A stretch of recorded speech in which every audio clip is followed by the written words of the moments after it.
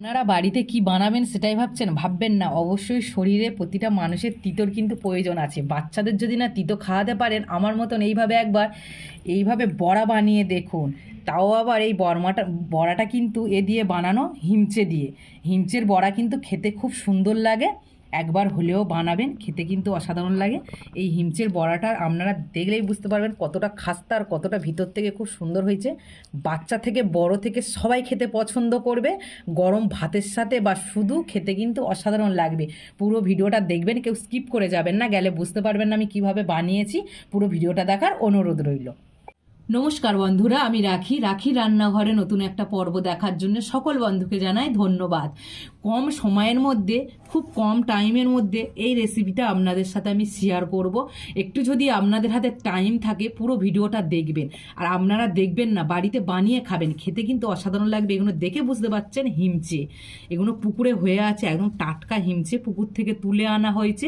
আপনাদের সাথে শেয়ার করব খুব সুন্দর বড়া। আপনারা কিভাবে বানান আমি জানি না, আমি যেভাবে বানাবো একবার দেখে পুরো ভিডিওটা দেখবেন, দেখার অনুরোধ রইল। বানিয়ে খেয়ে দেখবেন, খেতে কিন্তু গরম ভাতের সাথে খুব সুন্দর লাগবে। হিমচেগুলো বেচে আমি কেটে নেব। এখানে রেখে দিয়েছি, এখানে একটা গামলায় করে জল নিয়ে নিয়েছি।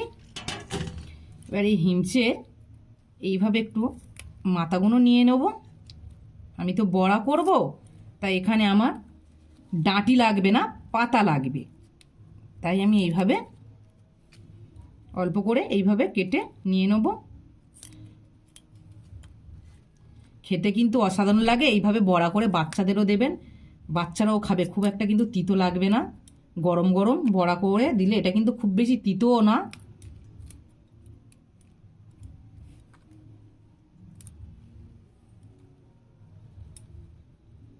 এইভাবে সব কেটে আমি রেডি করে নেব। কি সুন্দর লাগছে না, একদম কচি ফুল।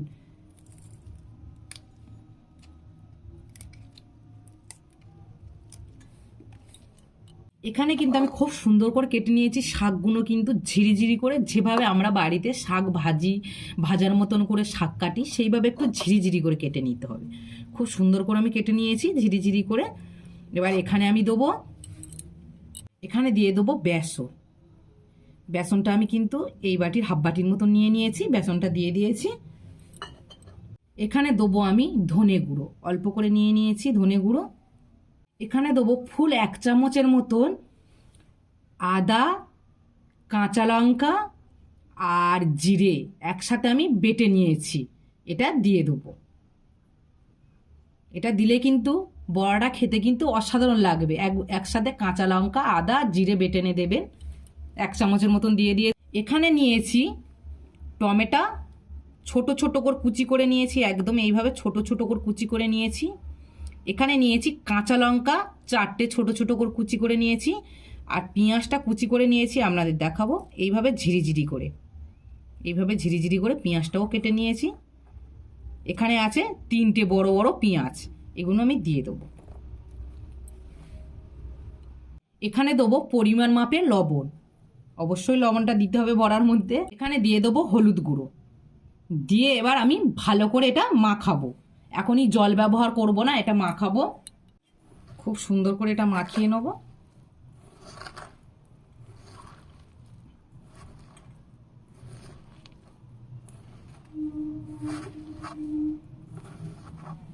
এখানে পাতা দেওয়া রয়েছে, তো একটু ভালো করে মাখিয়ে নিতে হবে প্রথম, তারপর এখানে জল ব্যবহার করব।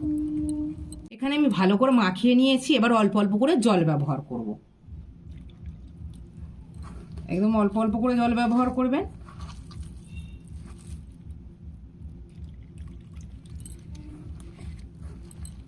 এখানে কিন্তু আমি অল্প অল্প করে জল দিয়ে খুব সুন্দর করে মাখিয়ে নিয়েছি। মাখাটা কিন্তু ভালো করে মাখতে হবে, যাতে মশলা ভালোভাবে সব কিছু মধ্যে ভালোভাবে মেশানো যায় মশলা দিয়ে। এইভাবে আমি ভালো করে মশলাগুলো সব মাখিয়ে নিয়েছি। আর দেখে বুঝতে পারছেন কতটাই রয়েছে, এরকমই রাখতে হবে। পুরো রেডি হয়ে গেছে এটা ভাজার জন্যে। খুব সুন্দর করে মাখিয়ে নিয়েছি। আর এখানে নিয়ে নেবো গরম মশলা। একটু গরম মশলা দিয়ে দেখবেন, খেতে কিন্তু আরও বেশি সাদা হবে। অল্প করে এখানে আমি দিয়ে দেবো গরম মশলা, একদম অল্প করে গরম মশলা দিয়ে দিয়েছি। এবার এটা আমি ভালো করে মাখিয়ে নেব। গরম মশলা দেওয়ার কারণে কিন্তু এর স্বাদ কিন্তু আরও বেশি আসবে। ভালো করে চামচ দিয়ে এইভাবে মাখিয়ে নেব। এবার পুরো ভাজার জন্য পুরো রেডি। এত সুন্দর সেন্ট উঠছে। এবার বড়াগুলো সব ভেজে নেব। এখানে আমি একটা কড়া বসিয়ে দিয়েছি, আর কড়ার মধ্যে দিয়ে দেবো সাদা তেল।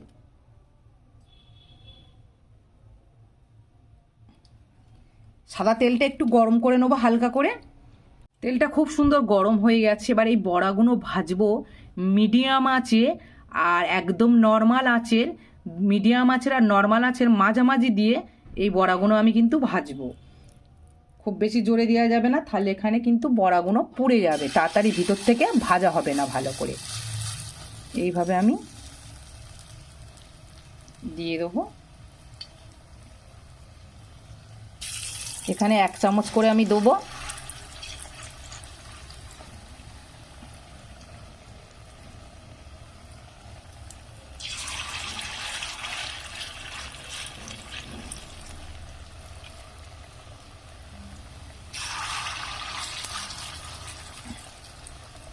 এখানে আমি 4টে দিয়ে দিয়েছি। বড়াগুলো আমি 1 পিঠ করে উল্টে দেবো। কত সুন্দর 1 পিঠ হয়ে গেছে। এরকম 1 পিঠ করে হয়ে যাবে, আর 1 পিঠ করে এইভাবে উল্টে দিতে হবে।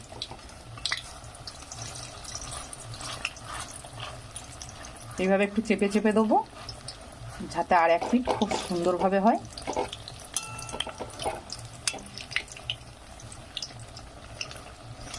বড়াগুলো কিন্তু খুব সুন্দর করে আমি ভেজে নিয়েছি, একদম খুব সুন্দর করে ভাজা হয়েছে। এবার এগুলো আমি তুলে নেব।